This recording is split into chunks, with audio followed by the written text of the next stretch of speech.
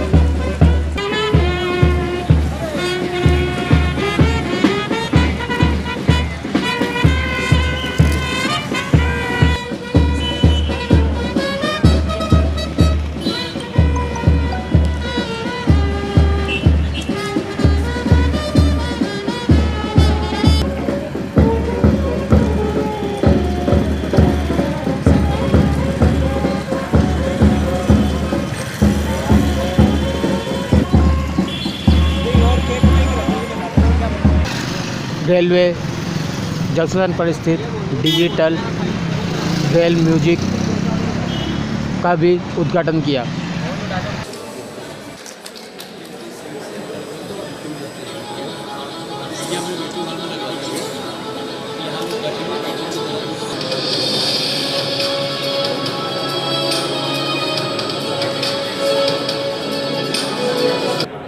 एक बहुत बड़ी सौगात मिली है,